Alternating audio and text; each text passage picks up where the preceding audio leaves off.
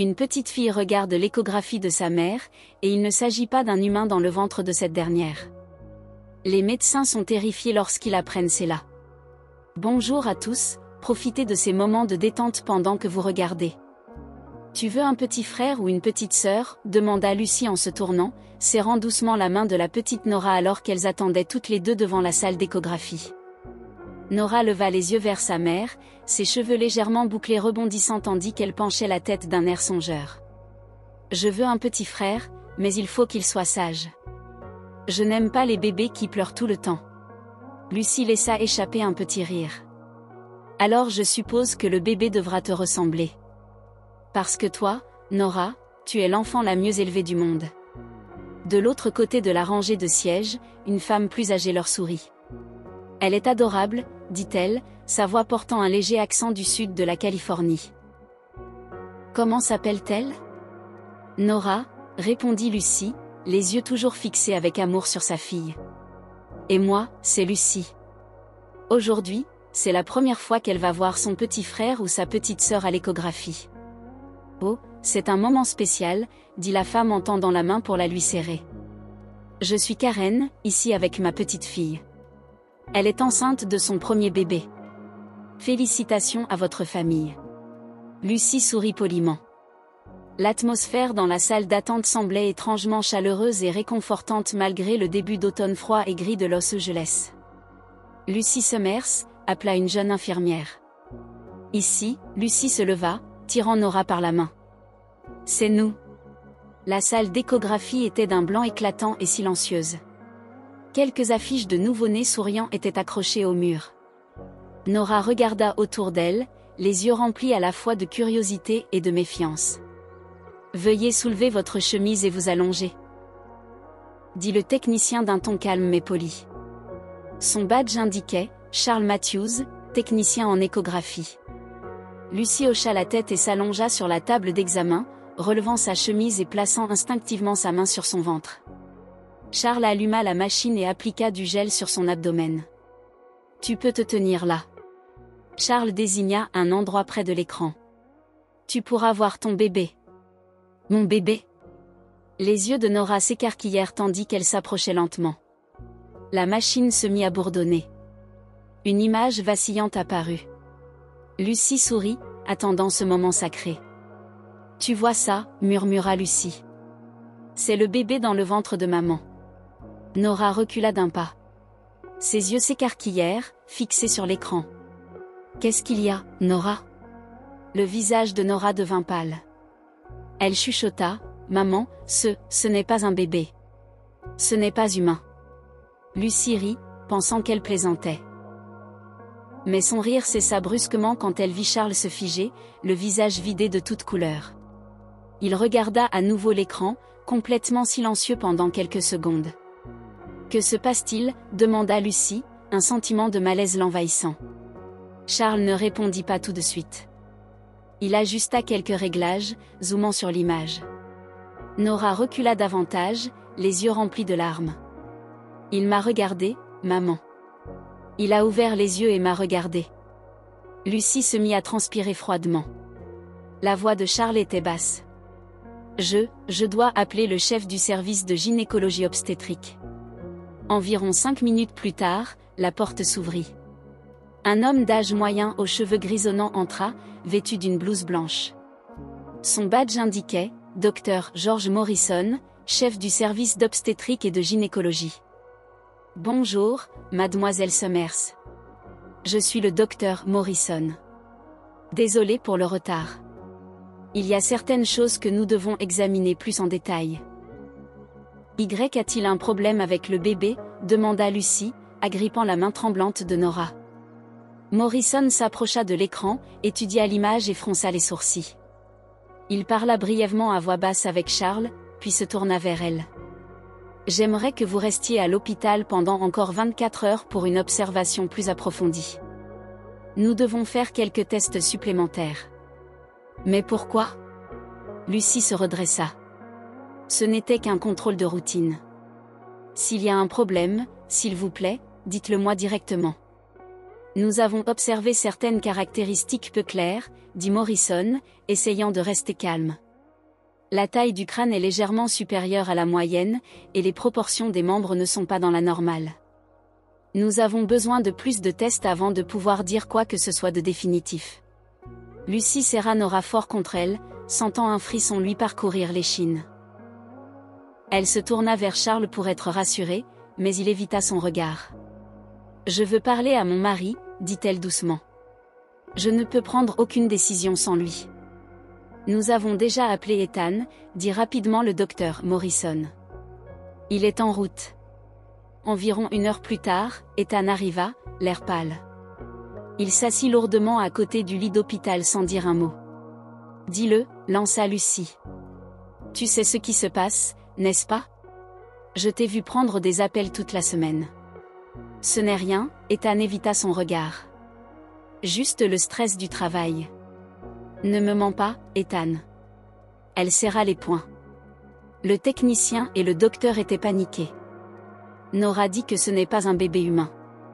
Quelque chose ne va vraiment pas, Ethan se leva et sortit sur le balcon du couloir de l'hôpital. Lucie prit silencieusement Nora dans ses bras et le suivit, gardant la porte légèrement entr'ouverte pour écouter. Dans la pénombre de l'hôpital, elle entendit son murmure. Non, elle commence à se douter. Je sais, mais je ne peux pas la garder ici si elle veut partir.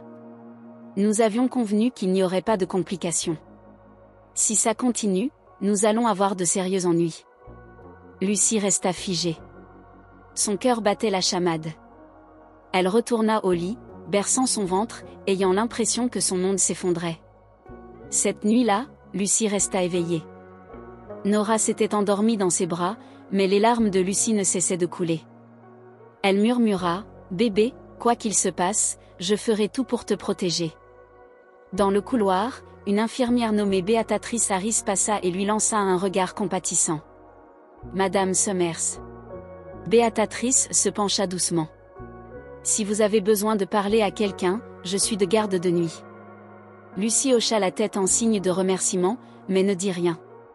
Son esprit oscillait entre l'anxiété, le doute et une peur écrasante qu'elle n'avait jamais connue. Le lendemain matin, la lumière du soleil filtrait par la fenêtre de l'hôpital, adoucissant la longue nuit d'inquiétude. Lucie était assise sur le lit, tenant son ventre, fixant d'un air absent une tasse de tisane refroidie. Ethan entra avec un sac en papier contenant le petit déjeuner. « Je t'ai apporté le petit déjeuner, » dit-il, essayant de paraître normal. « J'ai pris tes croissants préférés. » Lucie ne le regarda pas, « Je ne veux pas manger. Je veux parler. » Ethan hésita. « Lucie, ne complique pas les choses plus qu'elles ne le sont. Ce n'est pas aussi grave que tu le penses. Alors pourquoi as-tu dit hier soir que nous aurions de sérieux ennuis et que tu avais promis qu'il n'y aurait pas de complications? À qui l'as-tu promis? » Sa voix se brisa. Ethan s'assit et se couvrit le visage de ses mains. « Je ne sais même pas par où commencer. » Alors laisse-moi commencer. Les yeux de Lucie étaient rouges. « Que as-tu fait à notre enfant? » Un silence plana pendant quelques secondes. Puis Ethan soupira comme s'il se résignait à une tempête imminente. Il y a un projet de recherche appelé Projet Genesis. Il est mené par une entreprise nommée Genab. Ils ont développé une technologie d'édition génomique pour les embryons, éliminant toutes les maladies héréditaires, améliorant même l'intelligence, le système immunitaire. J'ai accepté qu'ils l'appliquent à notre bébé. Lucie se leva d'un bond. Quoi? Ethan se précipita vers elle, tendant les mains. S'il te plaît, laisse-moi t'expliquer. Je voulais juste que notre enfant ait un meilleur avenir. Pas de maladie, pas de risque. Sans mon consentement, hurla Lucie. C'est mon corps. C'est mon bébé. J'ai signé l'accord avant même que tu saches que tu étais enceinte, murmura Ethan. Tu n'en avais pas le droit. Salaud, cria-t-elle, les larmes coulant sur son visage. Nora se réveilla, surprise. Maman, s'il te plaît, ne pleure pas. Lucie serra fort sa fille contre elle, tremblante. Ce n'est rien, ma chérie. Maman a juste besoin d'un peu de repos. Cet après-midi-là, le docteur Morrison et une équipe de médecins effectuèrent des tests avancés. Ils prélevèrent du liquide amniotique pour analyser l'ensemble du génome du bébé. Lucie était allongée sur le lit, les yeux vides. Charles Matthews, le technicien en échographie, était le seul qui semblait encore compatissant. Quand Lucie tourna la tête vers lui, il dit doucement « Je ne suis pas d'accord avec ce qu'ils font. Mais on m'a ordonné de ne pas intervenir. » Lucie le regarda. « Avez-vous des enfants ?» Charles marqua une pause. « Non, mais j'ai une petite sœur. Et si quelqu'un lui faisait quelque chose sans la permission de ma mère, je crois que je le tuerais. » Cette nuit-là, dans la chambre d'hôpital, Nora dessinait tranquillement avec la boîte de crayons de couleur que l'hôpital lui avait donnée. « Qu'est-ce que tu dessines ?» demanda Lucie. « Le bébé. » répondit Nora. « Mais ce bébé ne me ressemble pas. Il a 3 yeux, de longs cheveux, la peau grisâtre et des bras qui lui descendent jusqu'aux genoux. » Lucie frissonna. Elle ramassa le dessin. L'enfant était gribouillé de manière désordonnée, mais les 3 yeux étaient d'une clarté troublante. « Nora, pourquoi as-tu dessiné ça ?»« Parce que je l'ai vu hier. » Il m'a regardé. Il a dit « Je ne suis pas comme toi. » Lucie serra fort sa fille dans ses bras. « Ce n'est rien. C'est juste un bébé. Je te protégerai, toi et le bébé aussi. » Le lendemain matin, le docteur Morrison revint dans la chambre d'hôpital accompagné de 2 hommes en costume. L'un était jeune avec des cheveux noirs gominés en arrière. L'autre avait la cinquantaine avec un regard froid et perçant. « Lucie, » dit Morrison, « permettez-moi de vous présenter Monsieur Sébastien Brox, un représentant de Genab, et son associé, le bio-ingénieur Ryan Turner. » « Mademoiselle Lucie. » Brox lui tendit la main, mais Lucie ne la prit pas. « Je n'ai pas besoin de vous rencontrer. Je n'ai jamais accepté de faire partie d'une étude. » Brox esquissa un sourire pincé. « Nous comprenons, mais cette situation doit être gérée avec soin. Notre priorité est la sécurité de la mère et du fœtus. Nous sommes obligés de veiller à ce que tous les protocoles se déroulent sans heurts. Continuez. » Lucie serra les poings. « Vous pensez que je vais vous laisser continuer à expérimenter sur mon enfant ? » Ryan intervint. « La structure génétique fœtale réagit anormalement. Si nous arrêtons le processus maintenant, le risque sera élevé pour la mère et l'enfant. Et si vous continuez, » lança Lucie. « Nous avons besoin d'une surveillance constante. Et vous ne pouvez pas quitter l'hôpital sans permission, » intervint Morrison, évitant son regard. « Vous êtes la patiente numéro 17 de l'étude, » ajouta Brox. C'est le premier cas montrant une réponse génétique anormale. Si vous coopérez, nous pourrons ajuster le traitement. Lucie sauta du lit et cria « Je ne suis pas un cobaye. Je n'ai rien signé. Ce que vous faites est contraire à l'éthique, illégal et inhumain. » Brox soupira. « J'espère que vous serez plus calme la prochaine fois. » Cet après-midi-là, Béatrice Harris, la jeune infirmière de la nuit précédente, vint changer les pansements de Lucie. « Mademoiselle Lucie, » murmura-t-elle en fermant la porte. « Je ne suis pas censée dire ça, mais je connais un médecin qui a quitté ce projet pour des raisons éthiques. Il s'appelle Dr. Michael Rogers. Il travaille maintenant à l'hôpital de Santa Barbara. Si vous voulez parler à quelqu'un qui sait ce qui se passe vraiment et qui est prêt à parler, c'est votre homme. » Lucie la regarda avec une profonde gratitude. « Merci, Béatrice. »« Merci beaucoup. » Béatrice sourit. « Je suis une femme aussi. Je vous comprends plus qu'il ne le pense. » Cette nuit-là, Lucie envoya secrètement un SMS à Helen Vaughn, une journaliste connue pour ses enquêtes sur les scandales médicaux. Helen avait révélé une importante dissimulation de tests pharmaceutiques l'année précédente. Lucie écrivit « Je m'appelle Lucie Summers. Je suis retenue contre ma volonté à l'hôpital Cedars-Sinai de Los Angeles. Mon mari nous a inscrits à un programme d'édition génomique fétale sans mon consentement. Une entreprise nommée Genab est derrière tout ça. Il nous menace, moi et mon enfant. » 10 minutes plus tard, Hélène répondit « Envoyez-moi toutes les preuves que vous avez. Je viendrai vous voir. Vous pouvez me faire confiance. » Le lendemain matin, Morrison entra dans la chambre, l'air sombre. « Lucie, je dois vous faire signer un formulaire de consentement pour continuer le traitement. Sinon, l'hôpital ne sera pas responsable si quelque chose arrive. Lucie resta calme. Je veux parler à un avocat. Vous n'avez pas besoin d'avocat. Interrompit Brox, le ton sec. Nous avons le droit de vous garder ici pour la sécurité du fœtus. Je ne fais confiance à aucun d'entre vous. Bien, mais n'oubliez pas, si vous causez des problèmes, beaucoup de gens pourraient perdre leur emploi. Cet hôpital est financé à 60% par Genab. Lucie se détourna, les poings si serrés que ses jointures blanchirent. Devant la porte, Nora dessinait encore aujourd'hui. Elle dessina un papillon aux ailes déchirées et un cocon fissuré. « Maman, dit Nora, je crois que le bébé n'aime pas être ici. » Lucie hocha la tête, regardant sa fille dans les yeux. « Moi non plus, ma chérie. » Hélène Vaughan, murmura Lucie au téléphone, la voix tremblante d'émotion. « C'est moi qui vous ai envoyé un message hier. » « Oui, je me souviens. » La voix d'Hélène était calme mais vive. « Je suis près de Cedar Ciné maintenant. »« Dans quelle chambre êtes-vous ?»« Chambre 327, 3e étage, maternité, » murmura Lucie. « Mais s'il vous plaît, ne laissez personne vous voir. Il me surveille tout le temps. »« Compris. Gardez votre téléphone allumé. J'entrerai par l'entrée du personnel à l'arrière. J'ai encore un vieux badge qui fonctionne. » Lucie agrippa fermement son téléphone, le cœur battant. Elle regarda Nora, qui jouait seule dans un coin avec des peluches que l'hôpital lui avait données. La petite fille tourna la tête. « Maman, qui appelles-tu ? » ?»« Une amie. Quelqu'un qui va nous aider à sortir d'ici. » Environ 10 minutes plus tard, une femme grande et mince aux cheveux bruns court apparut, vêtue d'une blouse de laboratoire blanche. Elle portait des lunettes à monture noire et tenait un presse-papier médical. Son badge indiquait Dr Laura Matthews, mais Lucie reconnut instantanément Hélène Vaughan. « Bonjour, je suis ici pour vérifier les niveaux de liquide amniotique de la patiente Lucie, » dit Hélène à l'infirmière dans le couloir.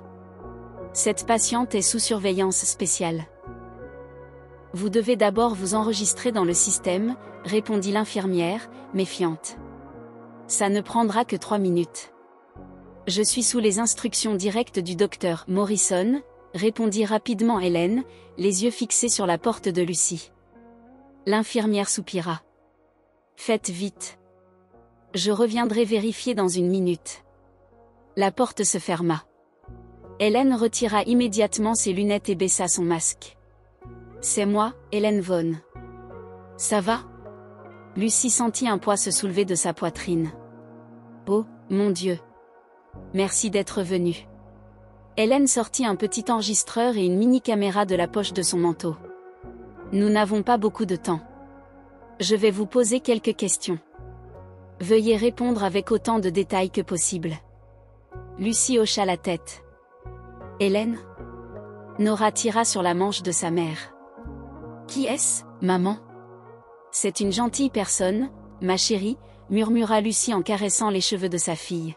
« Elle va aider maman à te ramener à la maison. »« Il s'est inscrit au programme avant même que vous soyez enceinte ?» demanda Hélène, les yeux s'écarquillant. « Oui. Il a dit que c'était pour rendre notre enfant parfait. Mais je ne savais pas. On ne m'a pas demandé. Je n'ai jamais rien signé. Et la société est Genab, c'est exact ? Oui, ils ont envoyé des gens dans ma chambre, me menaçant, me persuadant, essayant même de me forcer à signer des papiers de continuation de traitement. L'un d'eux s'appelle Sébastien Brox. L'autre est Ryan Turner. » Hélène prit rapidement des notes. « Avez-vous des preuves ? Messages, documents, copies de contrat ?» Lucie lui tendit son téléphone. « J'ai pris des captures d'écran de la conversation d'Ethan avec quelqu'un nommé Brox. Tenez. » Hélène les parcourut et hocha la tête. « Bien. Je vais m'en occuper. » Hélène, hésita Lucie. « Ils ont dit que si je pars maintenant, le bébé pourrait être en danger. Mais si je reste, je n'ai plus aucun contrôle. » Hélène posa une main rassurante sur la sienne. « Je ne les laisserai pas vous reprendre. Mais pour que cela se produise, je dois tout mettre en lumière. Êtes-vous prête pour ça ?»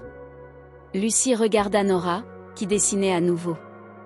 Cette fois, c'était un oiseau aux ailes déchirées essayant de s'envoler d'un nid déchiqueté. « Je suis prête, dit fermement Lucie.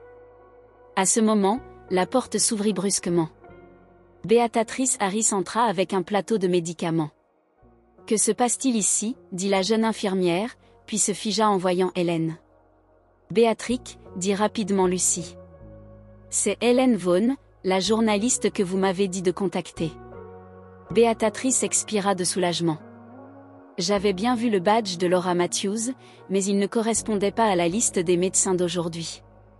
Hélène sourit. Vous êtes perspicace. Mais nous avons besoin de votre aide maintenant. Nous devons partir sans que Brooks ou Morrison ne le sachent. Béatrice jeta un coup d'œil dans le couloir. J'ai un badge d'accès au couloir de maintenance du sous-sol. De là, vous pouvez atteindre le parking arrière sans passer par l'entrée principale. Lucie regarda Hélène, la voix tremblante. Je n'arrive pas à croire que des gens comme vous deux existent. Vous devriez, dit Hélène, les yeux sérieux. Parce que nous croyons en vous. Vers 23 heures, Hélène revint avec une petite camionnette blanche portant le logo « BioArt Solutions ». Lucie était prête, un petit sac en tissu contenant quelques vêtements pour Nora, des documents personnels, des copies de tous les dossiers et une clé USB contenant un enregistrement secret de la conversation d'Ethan avec le docteur Morrison, capturé via son téléphone. Béatrice attendait dans la zone de maintenance du sous-sol. Elle tendit le badge d'accès à Hélène et hocha la tête. Seul le personnel de maintenance utilise ce chemin. Personne ne le vérifiera. Nora, murmura Lucie en soulevant la petite fille. On part en voyage. D'accord. On rentre à la maison, maman? Pas à l'ancienne maison, quelque part de nouveau, quelque part de plus sûr. Le bébé veut y aller aussi. Parce que le bébé a peur ici, dit doucement Nora. Lucie la serra plus fort. Je sais.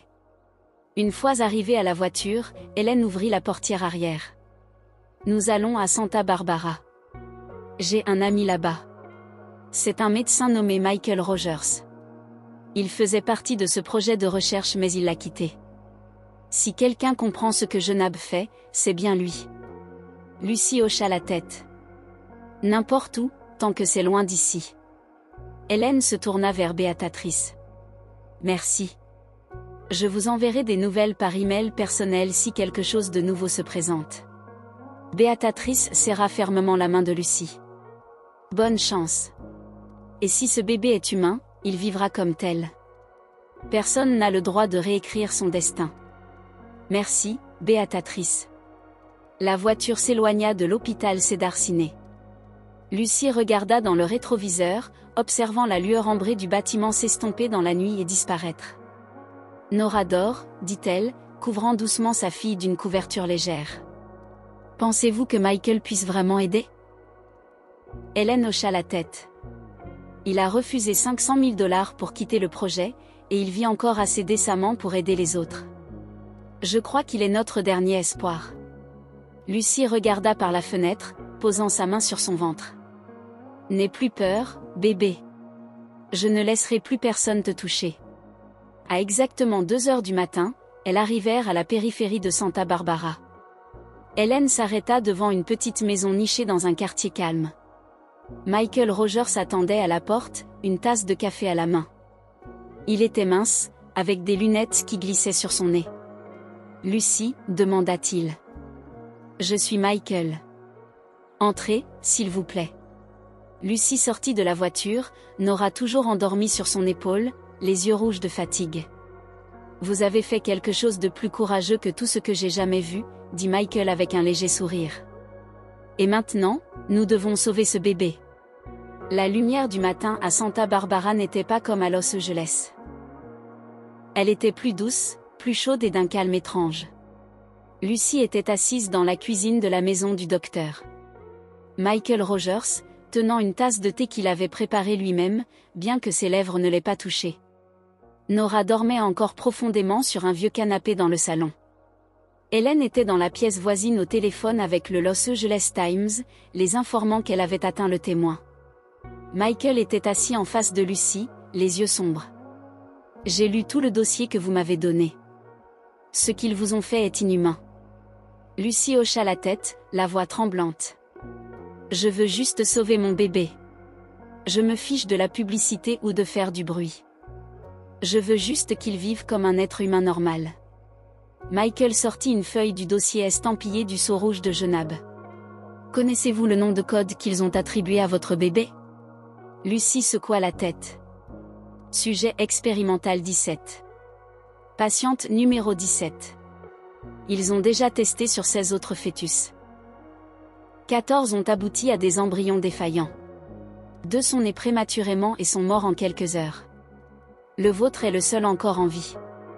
Lucie se figea. Ils ne me l'ont jamais dit. Je pensais que c'était le premier essai. Michael secoua la tête. Non, c'est le premier introduit publiquement dans un corps humain, mais il y a eu des études secrètes en Amérique centrale. J'ai obtenu des données partielles lorsque j'étais encore dans leur équipe de développement principale. Lucie serra les poings. Pourquoi moi? Pourquoi mon enfant? Michael soupira. À cause d'Ethan. Il le savait pertinemment. Lucie faillit siffler entre ses dents. Il n'a pas seulement signé le formulaire de consentement, dit Michael, la voix lourde comme une pierre. Il a été payé environ 300 000 $, transféré par le biais d'une société écran à Long Beach sous le nom d'Ethan Biosolutions SL. J'ai une copie du virement. Lucie se leva d'un bond. Non, ce n'est pas possible. Michael posa une main douce sur la sienne. Je sais que c'est brutal, mais vous devez l'entendre. Ethan est un associé de recherche secret pour Genab. Il n'était pas seulement un père mal avisé. Il est un maillon de la chaîne de tout ce projet. Il a vendu notre bébé. Lucie recula, les larmes coulant sur son visage. Il les a laissés faire n'importe quoi au fœtus et m'a menti pendant des mois. Michael hocha la tête. Ils avaient besoin d'une mère avec un profil médical impeccable. Vous étiez le sujet idéal, en bonne santé, sans conditions sous-jacentes, conception naturelle, pas de traitement de fertilité. Lucie inclina la tête sur la table. Hélène sortit de la pièce voisine, s'assit silencieusement à côté d'elle et posa une main sur son épaule. Michael continua, Lucie, je vais vous aider, mais vous devez comprendre. Les gènes du bébé ont été modifiés dans des régions contrôlant le neurodéveloppement. C'est pourquoi le crâne et les membres sont disproportionnés. Mon bébé, va-t-il être un monstre? Lucie releva la tête, la voix creuse. Non, dit fermement Michael. Le problème est l'instabilité génétique. Si vous continuez à prendre leurs médicaments, la mutation s'aggravera. Mais si on le laisse tranquille, je crois que le génome pourrait se stabiliser de lui-même. Vous en êtes sûr? Demanda Hélène, les yeux s'illuminant. C'est peut-être un mécanisme de résistance naturelle non documenté. Exactement, répondit Michael. J'ai observé des phénomènes similaires chez des souris de laboratoire, mais personne n'a osé laisser un embryon s'autocorriger sans soutien externe. Lucie hocha la tête, les larmes coulant toujours. Alors, que dois-je faire? Restez à l'écart de toute surveillance médicale liée à Genab, dit Michael. Ne prenez aucun de leurs médicaments. Je vous surveillerai de près une fois par semaine. Hélène ajouta. Quant à nous, mon équipe d'enquête et moi commencerons à publier les preuves morceau par morceau, en commençant par les documents les plus solides juridiquement pour éviter les contre-poursuites. Une fois que la pression publique augmentera, nous publierons tout. Lucie serra la main d'Hélène. N'avez-vous pas peur? Hélène sourit. Bien sûr, mais la vérité n'a pas besoin de courage. Elle a besoin de conviction. Cet après-midi-là, Nora se réveilla et entra dans la cuisine, serrant toujours sa peluche renard jaune. Maman, dit-elle, je me sens plus en sécurité ici. Lucie sourit et ouvrit les bras. Moi aussi. Et le bébé se sent mieux à chaque minute qui passe. Nora pencha la tête. Tu sais quoi? J'ai rêvé la nuit dernière que le bébé me parlait. Il a dit, je n'ai plus peur. Maman m'a sauvée. Lucie se tut. Michael les regardait, ses yeux s'adoucissant. Peut-être qu'elle sent des choses que la science ne peut pas expliquer, murmura-t-il. Cette nuit-là, Michael et Hélène examinèrent à nouveau tous les documents. Michael s'arrêta en arrivant à la fin du contrat de Genab avec Cedar Ciné. Ici, il pointa une minuscule ligne en bas. La clause de confidentialité de niveau 4 autorise la détention illimitée d'un patient en cas d'urgence médicale certifiée, telle que déterminée par le comité de recherche. Hélène fronça les sourcils. Donc, si Lucy était restée à Los Angeles, ils auraient pu invoquer un trouble génétique aigu et la retenir légalement là-bas indéfiniment. Exactement. Et ils l'ont déjà fait, un cas au Mexique. Mais cette femme n'avait personne pour se battre pour elle. Cette fois, c'est différent, dit Hélène. Maintenant, elle a une équipe de journalistes, de médecins et un enfant sur le point de naître parce que sa mère a choisi de résister. Michael sourit. Croyez-vous au miracle, Hélène? Non, répondit Hélène. Je crois aux femmes. Et quand une mère décide de protéger son enfant, aucun monstre ni aucune société ne peut l'arrêter. Lucy était assise sur les marches du perron, contemplant le ciel nocturne. Sa main reposait sur son ventre, sentant de légers mouvements sous sa paume. « Je suis désolée de ne pas avoir su plus tôt, murmura-t-elle.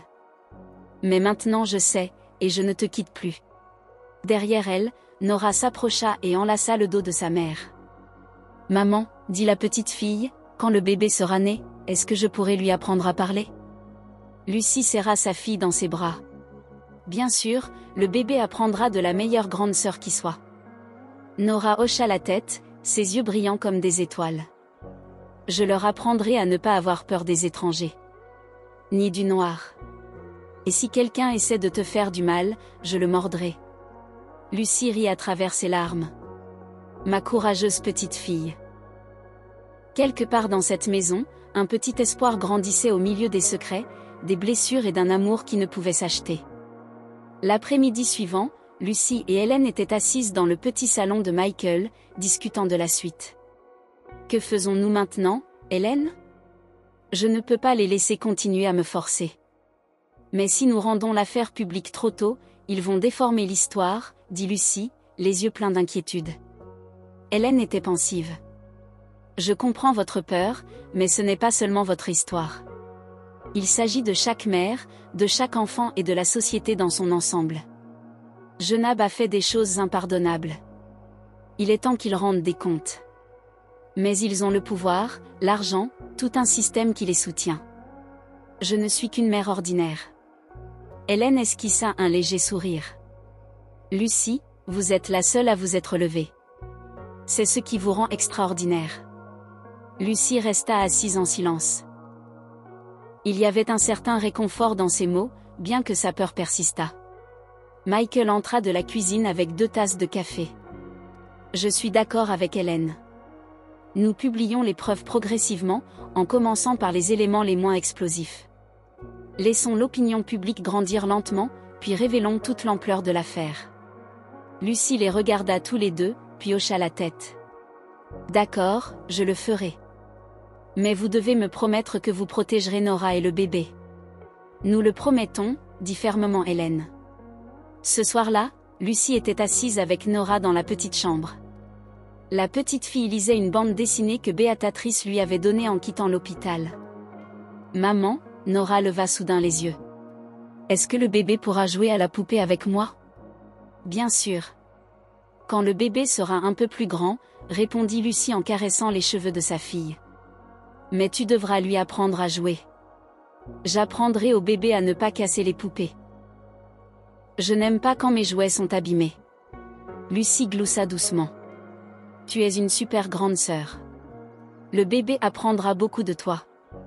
Mais maman, dit doucement Nora, est-ce que le bébé est très différent de moi? Lucy se tut. Elle ne savait pas quoi répondre. Chaque enfant est différent.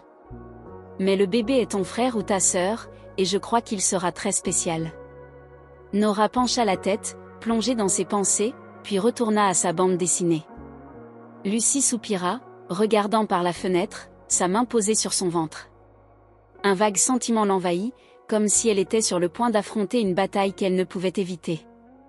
Le lendemain, Hélène reçut un appel de Los Angeles. C'est Béatrice, dit-elle rapidement à Lucy. Elle a dit, quelqu'un essaie d'accéder à vos dossiers à Cedar Ciné.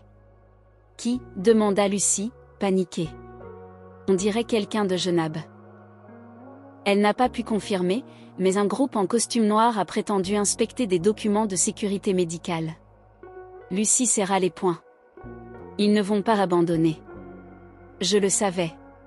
Nous rendons public le premier article ce soir, la rassura Hélène. Une fois qu'il sera sorti, ils ne pourront plus nous arrêter. Michael entra, surprenant la fin de la conversation.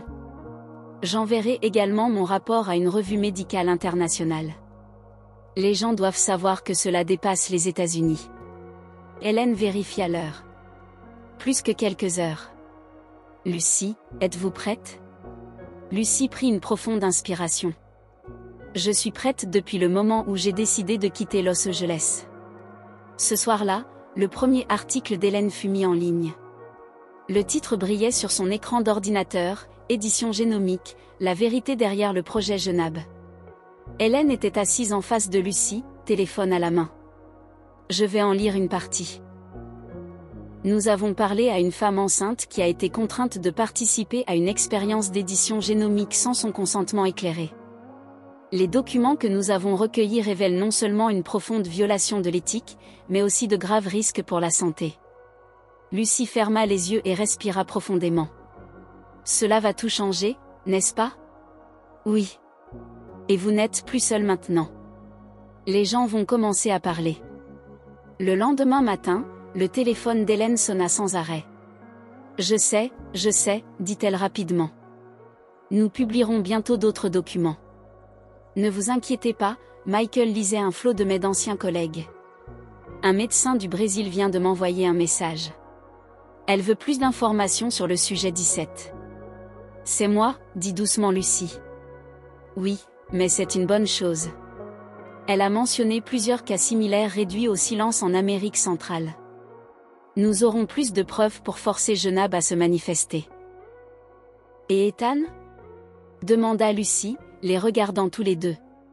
Michael posa une main sur son épaule. Il ne peut plus fuir. Ces transactions ont été exposées. Les banques enquêtent et je crois qu'il sera bientôt convoqué. Hélène hocha la tête. C'est exact. Il a choisi le mauvais camp. Lucie resta silencieuse, la main posée sur son ventre. En elle, la peur était lentement remplacée par une flamme d'espoir grandissante. Pour la première fois depuis des mois, elle ne se sentait plus comme une mère se battant seule. Cette nuit-là, Nora fit un autre dessin. Cette fois, c'était toute la famille, mais avec une particularité. Lucie, Ethan et Nora se tenaient tous ensemble tandis que le bébé dans le ventre de Lucie était dessiné comme un grand cœur placé au centre même de la famille. « Maman », dit Nora en tendant le dessin. « Le bébé est notre cœur. » Lucie prit le dessin, les yeux lui piquants. « C'est vrai, ma chérie. Le bébé est le cœur de notre famille. » Et pour la première fois, ce qu'elle avait traversé ne lui semblait plus un fardeau. C'était comme la raison pour laquelle elle devait continuer à se battre. Le lendemain matin, alors que Lucie préparait le petit déjeuner pour Nora dans la cuisine de Michael, le téléphone d'Hélène sonna de nouveau. Elle répondit rapidement, son ton devenant sérieux. « Quoi? Vous en êtes sûre? »« Compris. Merci. » Elle raccrocha et se tourna vers Lucie et Michael. Béatatrice vient de signaler que Genab essaie de localiser Lucie en utilisant les données téléphoniques. Le visage de Lucie pâlit.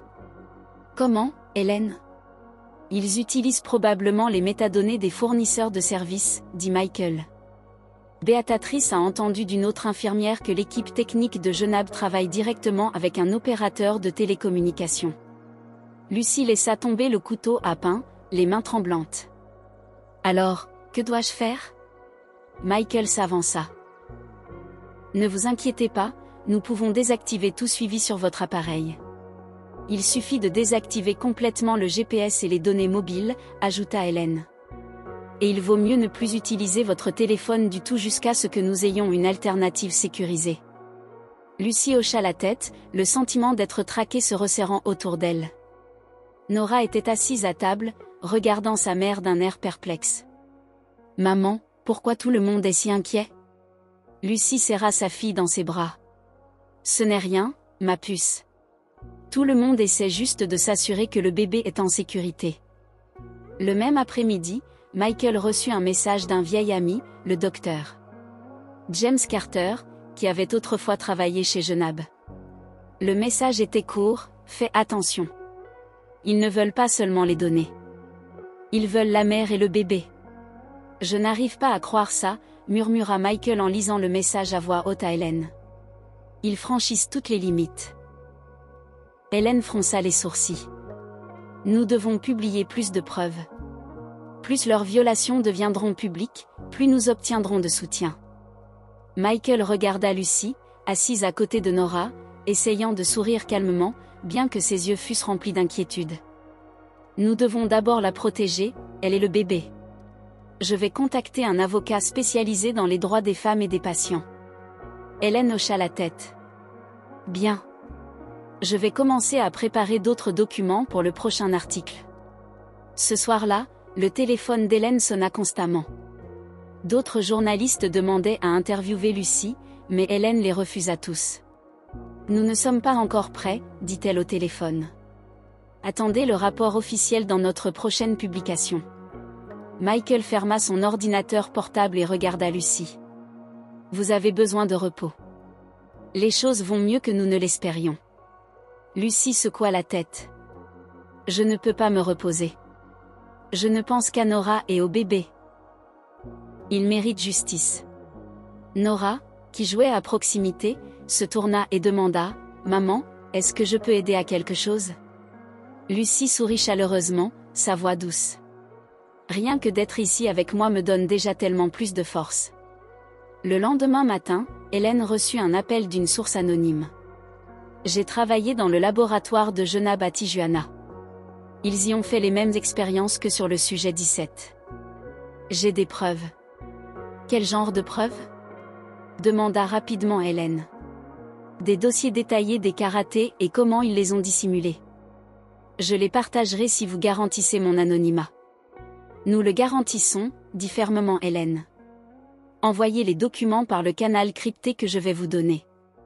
Dès que l'appel fut terminé, Hélène se tourna vers Lucy. Nous avons une autre source d'Amérique centrale.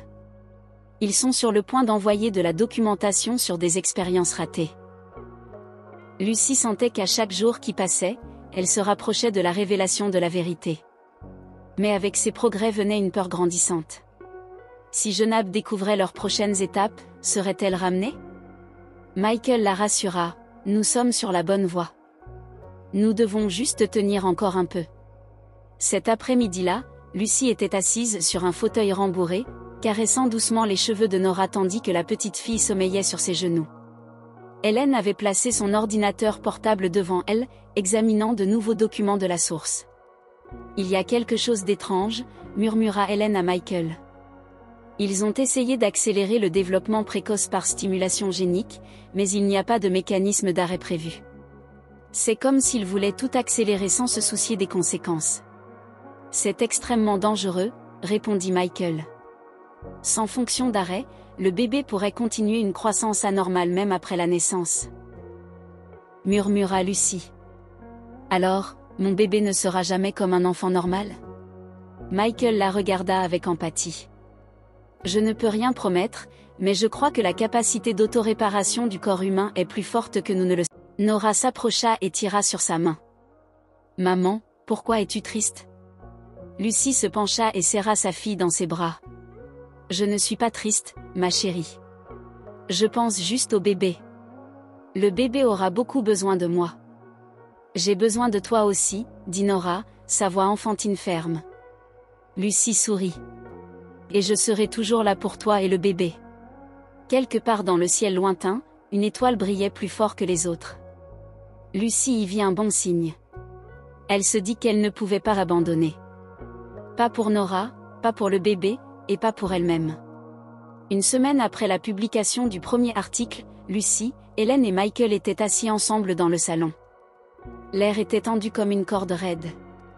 Chacun tenait un dossier à la main, les yeux fixés sur les lignes, exposant la vérité. Voici le deuxième article, dit Hélène en posant les papiers sur la table. Il décrit le lien entre Genab et les essais ratés en Amérique centrale. Mais nous avons besoin de plus pour vraiment les tenir responsables. Lucie serra les lèvres, agrippant la tasse de thé qui avait refroidi depuis longtemps. Je ne sais pas si j'ai la force de continuer. Le bébé. J'ai peur que tout cela ne l'affecte. Michael posa une main sur son épaule. Lucie, ce que vous faites, c'est pour votre bébé. Vous êtes allé trop loin pour faire demi-tour. Je ferai tout mon possible pour m'assurer que vous et le bébé restiez en bonne santé. Hélène hocha la tête.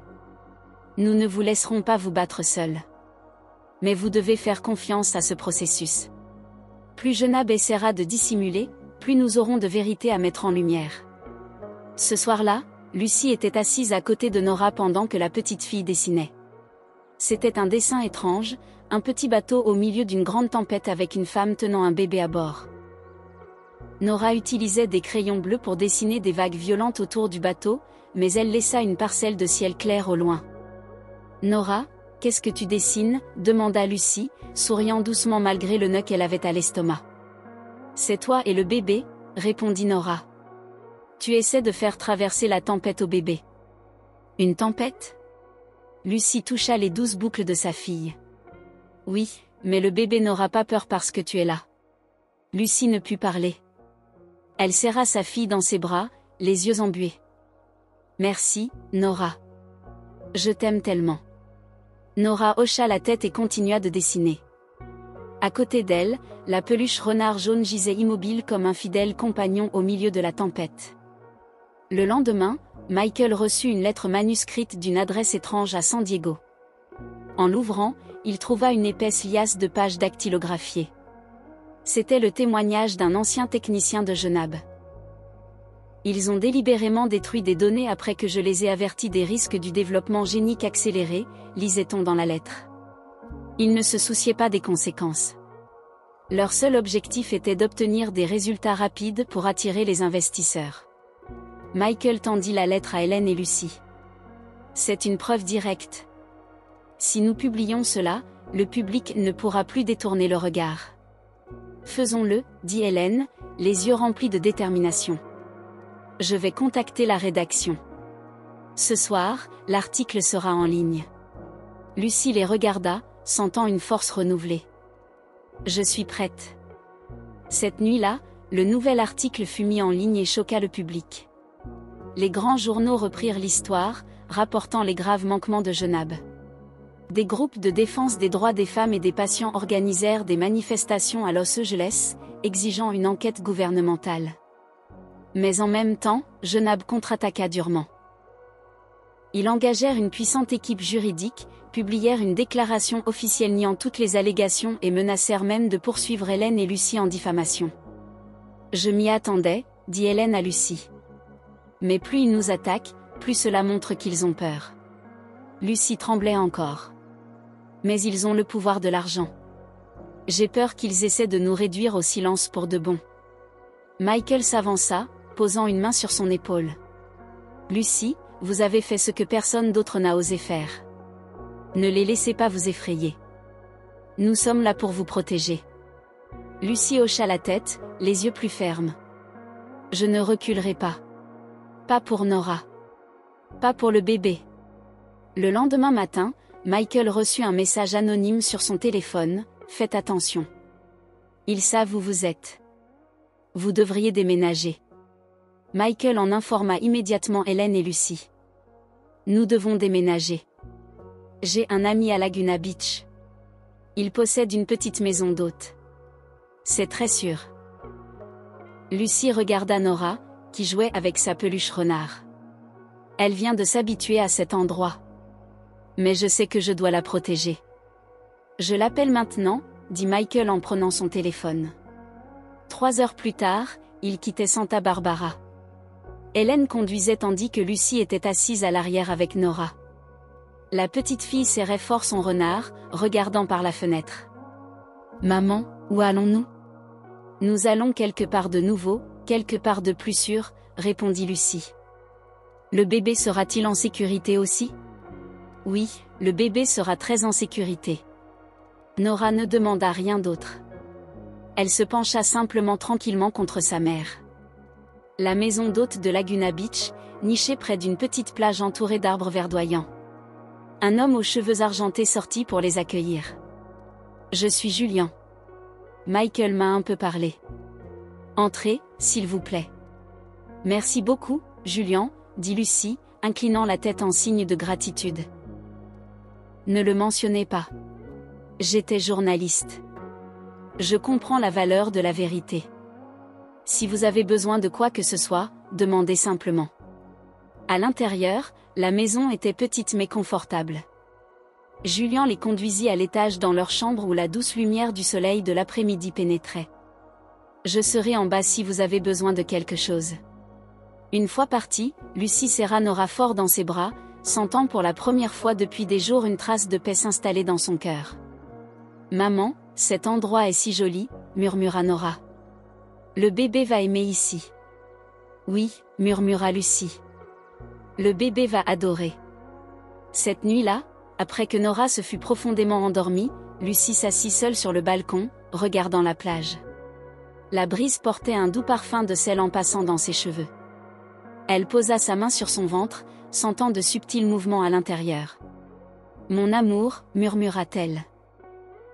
« Je ne sais pas ce que l'avenir nous réserve, mais je te promets que je ferai tout mon possible pour te garder en sécurité, pour te donner une belle vie. » Quelque part au-delà de l'horizon, les vagues léchaient doucement le rivage. Lucy ferma les yeux et pria silencieusement pour un lendemain plus radieux. Les semaines passèrent dans un rythme étrangement paisible au bord des rives de Laguna Beach. Lentement, Lucy commença à se sentir plus stable, bien que les ombres du passé ne se fussent pas complètement dissipées. Avec le soutien constant de Michael et Hélène, elle retrouva ses forces, son teint plus sain, son énergie plus forte. Un matin ensoleillé, Hélène entra dans le petit salon où Lucy se détendait avec Nora. « Lucy, aujourd'hui nous allons dans une clinique privée dirigée par le docteur Sandra Mitchell, l'amie la plus proche de Michael. C'est une excellente gynécologue obstétricienne. Tu n'as à t'inquiéter de rien, » dit Hélène avec un sourire confiant. Lucy hocha la tête, brossant doucement les cheveux de Nora qui dormait sur le canapé. « J'espère de bonnes nouvelles. Tant que mon bébé est en bonne santé, je n'ai plus rien à craindre. » Michael entra, tenant les clés de la voiture. « Allons-y. Tout ira bien. » Lucy prit une profonde inspiration et tint la main de Michael, les yeux pleins d'une sincère gratitude. « Merci pour tout. » Hélène sourit, passant un bras autour de l'épaule de Lucy. « Nous sommes amis, et les amis se serrent les coudes. » La petite clinique du docteur Sandra se trouvait dans une rue calme. Elle les accueillit avec un sourire chaleureux. « Bonjour, Lucy. J'ai tellement entendu parler de vous par Michael. Allons dans la salle d'examen. » Lucy s'allongea sur le lit d'examen, l'anxiété la regagnant. Sandra posa doucement la sonde d'échographie sur son ventre, les yeux concentrés sur l'écran. La pièce fut silencieuse un instant. « Y a-t-il un problème ?» murmura Lucy, la voix tremblante. Sandra sourit soudainement et secoua la tête avec émerveillement. « Je n'arrive pas à le croire. Je n'ai jamais rien vu de tel. C'est comme si quelque chose à l'intérieur s'était recalibré pour revenir au design original. Votre bébé est complètement en bonne santé. » Lucy fondit en larmes, agrippant la main d'Hélène à côté du lit. Elle tremblait, demandant à nouveau, osant à peine y croire. « Vous en êtes sûre ? Mon bébé est vraiment normal ?» Sandra hocha la tête avec certitude. « Absolument. Les anomalies ont complètement disparu. C'est un miracle. » Hélène serra la main de Lucy, des larmes de joie coulant sur ses joues. « Je le savais.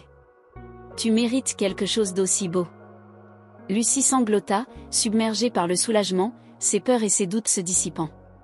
De retour à la maison de la plage, Lucy serra Nora avec une émotion brute. « Ma chérie, le bébé est en bonne santé. Ton frère ou ta sœur va très bien. Je suis si heureuse. » Nora serra sa mère en retour, son sourire pur et radieux. « Je le savais, maman. Le bébé m'a dit qu'il allait bien. » Michael se tenait dans l'embrasure de la porte, son sourire chaleureux. Peut-être que l'intuition des enfants est parfois plus forte que la science. Je suis heureux pour vous, Lucy. Lucie hocha la tête, contemplant le vaste océan bleu, le cœur débordant de gratitude.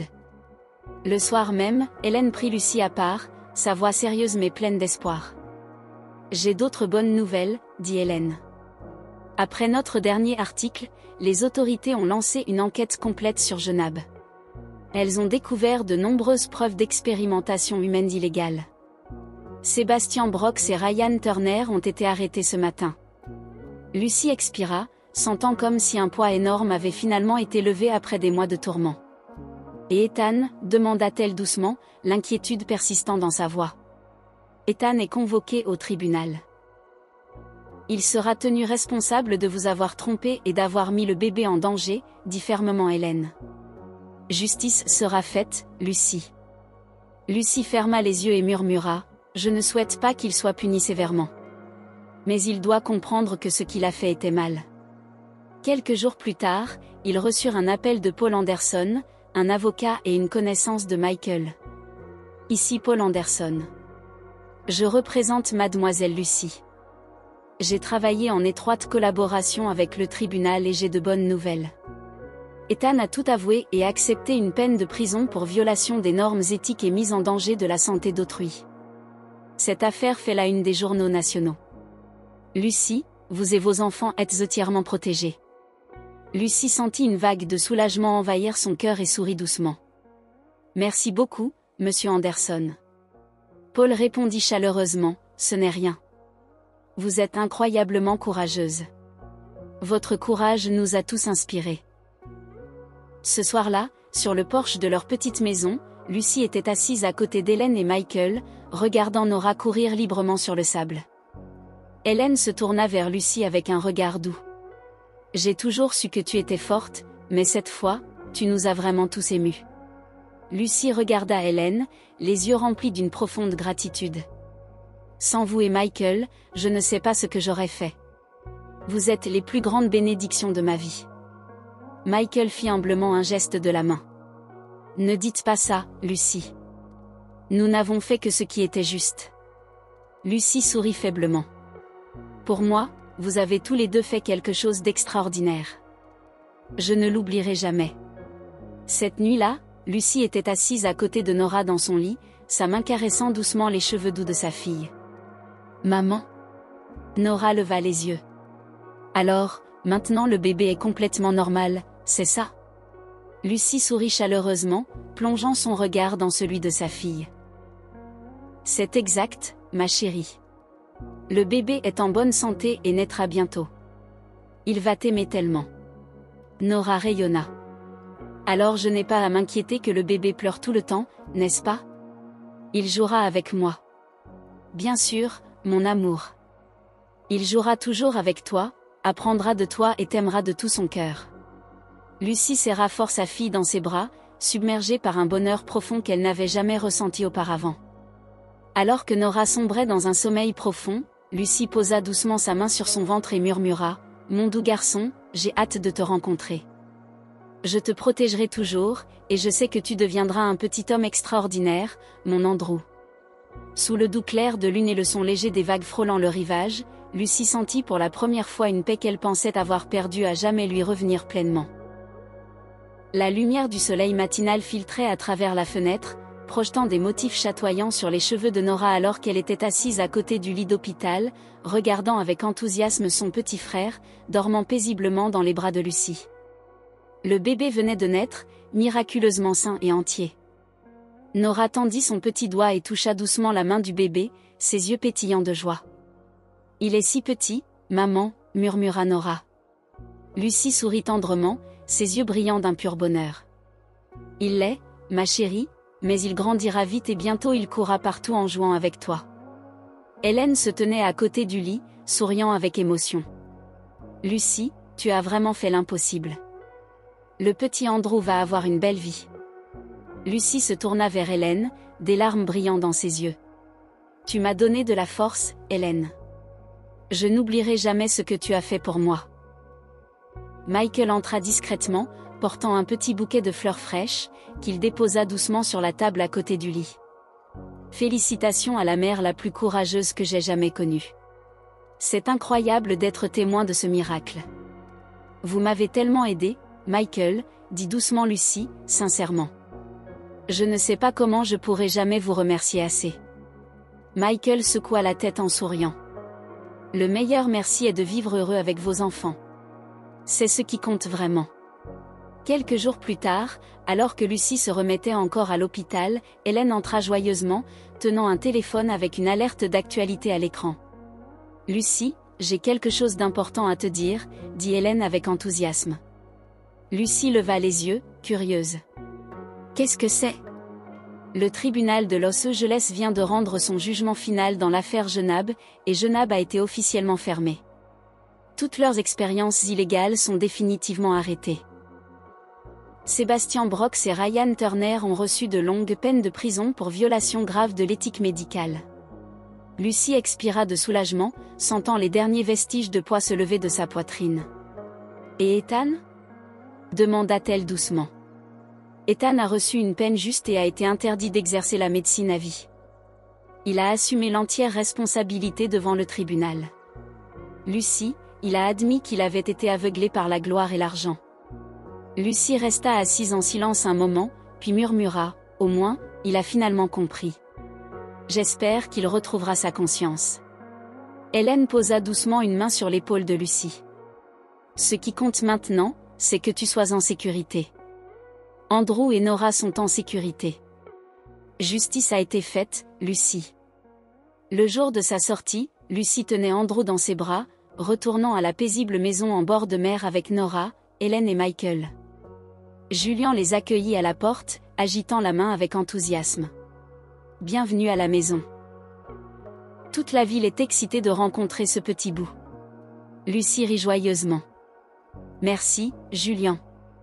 Cet endroit ressemble vraiment à un foyer pour moi et les enfants maintenant. » Cet après-midi-là, des voisins vinrent leur rendre visite. Une femme âgée nommée Marie berça Andrew avec des yeux aimants. « Il est magnifique. Vraiment un enfant miracle. Il va nous apporter tellement de bonté. » Nora se tenait fièrement à côté d'elle. « C'est mon petit frère. Je prendrai soin de lui pour toujours. » Marie gloussa affectueusement. « Quelle adorable petite fille.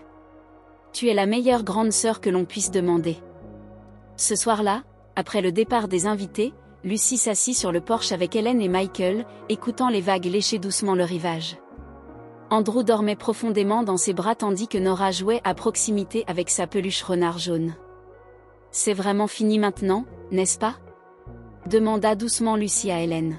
« Oui, Lucy. Tout s'est terminé parfaitement.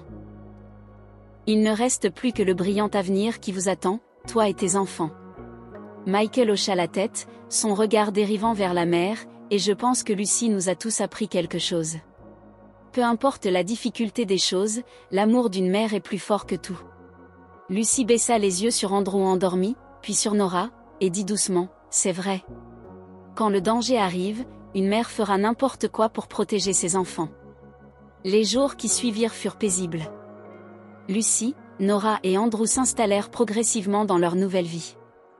Hélène continua d'écrire des histoires qui apportaient justice et espoir aux autres, tandis que Michael retournait à la recherche, désormais avec un engagement plus profond envers l'éthique et la responsabilité. Un matin, alors que la famille se promenait sur la plage, Nora courut avec enthousiasme vers Lucy, serrant une petite pierre en forme de cœur. « Regarde, maman, j'ai trouvé ça pour bébé Andrew. » Lucy sourit, prenant la pierre dans sa main, ses yeux s'illuminant. « Merci, ma chérie. Il va adorer. » Andrew était calmement allongé dans la poussette, les yeux grands ouverts, observant les merveilles du monde qui l'entouraient. « Maman ?» demanda doucement Nora. « Andrew deviendra-t-il fort comme toi ?» Lucy écarta doucement les cheveux de sa fille, les yeux remplis d'amour et d'une foi inébranlable. « Absolument, mon amour. Il deviendra fort, résilient et plein d'amour parce qu'il a une merveilleuse grande sœur comme toi. » Nora rayonna de fierté et courut devant. Hélène et Michael marchaient lentement derrière, observant la scène touchante devant eux. « Lucy est vraiment remarquable, » murmura Hélène. Michael sourit et hocha la tête. « Nous avons été témoins de quelque chose d'extraordinaire. Le pouvoir de l'amour, du courage et de la justice. Le soleil monta plus haut, projetant une lumière dorée sur le vaste océan et le ciel clair. Lucie se tenait tranquillement, contemplant la mer, le cœur débordant de gratitude et d'espoir.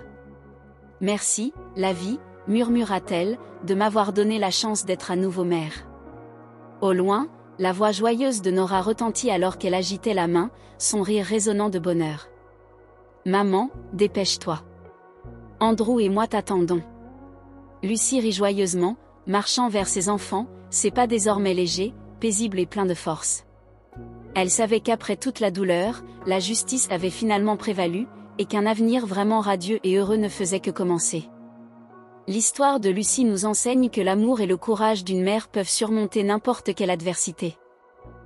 Malgré la trahison et la pression de ceux qui exploitent la science à des fins lucratives, elle n'a jamais renoncé à la vérité et à la justice. À travers son long et douloureux voyage, elle a prouvé que même les individus les plus vulnérables possédaient le pouvoir de se protéger et de protéger ceux qu'ils aiment. En fin de compte, les malfaiteurs ont été tenus responsables et l'espoir, la justice et l'humanité ont triomphé.